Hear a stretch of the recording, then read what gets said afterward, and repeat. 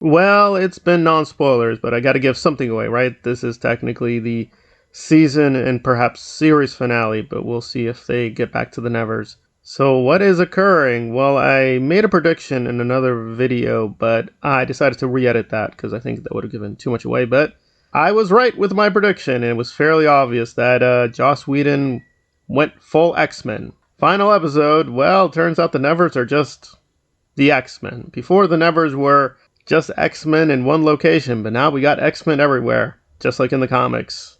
I think they made a fatal mistake giving so many things to Laura and Amelia. Apparently I kept miscalling her Amelia, and that's the beginning of the problem. It just doesn't feel like this was the right choice. In retrospect, I think using Penance and Mundi would have been a far better idea. Just like with Buffy, it would have been a better idea to use Willow and Spike as the main characters and have Buffy as a major character, still do the Slayer story, but I think with Buffy, with Sarah Michelle Gellar, from the beginning, the conception and the performer were strong. They needed a lot more work with production design. Even the writing and directing were fairly weak, but you had the potential, no pun intended. With this one, though, the concept is fine, the premise is fine, but the lead performer and the lead actress, they're just not working for me.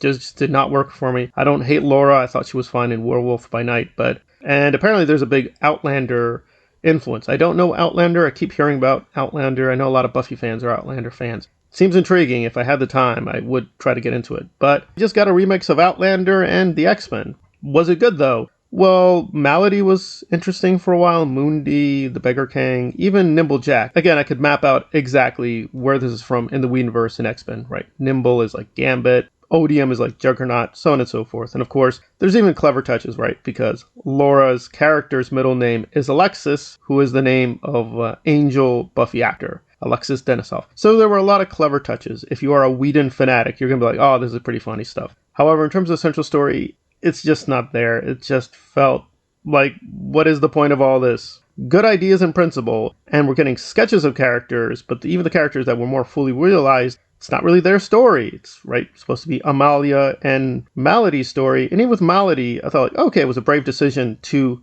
try to kill her off, but then they took it all back. Even the things where it seemed like they were going to make some pretty bold moves, they just ended up back in familiar territory. But it is Whedon, so it will always be good at some level. So it's not Justice League bad, but with Justice League, you can see it, have your 2 hours, just laugh at it. It is one of the worst things I've ever seen.